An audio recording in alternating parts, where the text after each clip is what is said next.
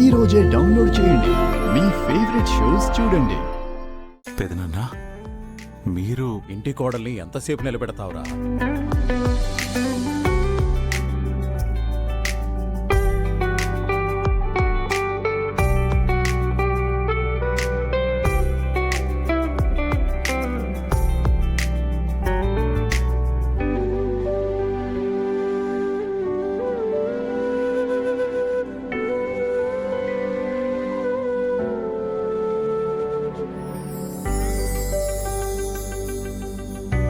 నా ఇంటి మహాలక్ష్మి ఇల్లొదిలి వెళ్ళిపోయిందనుకున్నాను. నా ఇంటి పరువు నిలబెట్టి తిరిగి వచ్చింది. లోపలికి రామ్మా. రుద్ర, నువ్వు గంగని తిరిగి తీసుకురావడం చాలా సంతోషంగా ఉంది. ఈ ఇంటి కోడలిగా ఈ ఇంటి గౌరవాన్ని నిలబెట్టాలని తను ప్రాణాలకు తెగించింది. అలాంటి తనకి భర్తగా బాధ్యత తీసుకోవాలనే ఇంటికి తీసుకొచ్చాను. వదిన నేను రాను అంటే రాను అని గోల చేసింది. అన్నయ్య చివరికి నోటికి ప్లాస్టర్ వేసి మరీ కిడ్నాప్ చేసినట్టు తీసుకొచ్చాడు. కాస్తుంటే కాళ్ళు చేతులు కూడా కట్టేసేవాడే.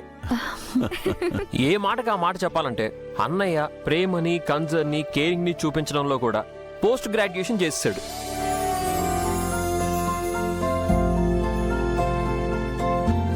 అమ్మా గంగా, పెద్దోరు, నిన్న ఇంట్లో మళ్లీ చూడడం నాకు చాలా సంతోషంగా ఉందమ్మా. నేను మీ ఇంటికొచ్చినప్పుడే చెప్పానా రుద్రనే స్వయంగా నిన్ను తీసుకొస్తాడని? చూసావా, నా మాటే నిజమైంది.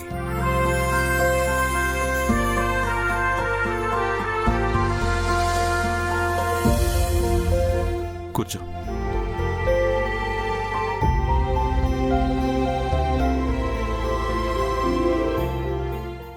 సార్, ప్రతిదానికి నువ్వు థ్యాంక్స్, సారీ చెప్పక్కర్లేదు. మీకు శ్రమ ఎందుకు సార్?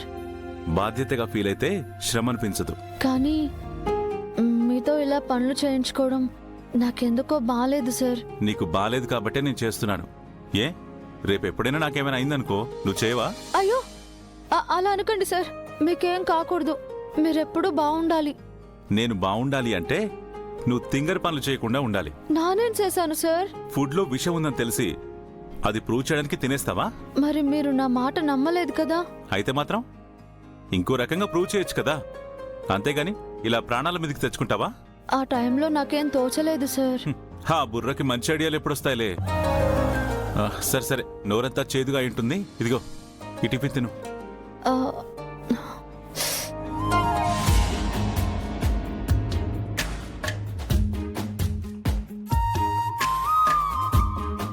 ఒక నిమిషం ఆగు, నేనే తినిపిస్తాను. అయ్యో, మీకెందుకు సార్ శ్రమ? నేను తింటానులేండి.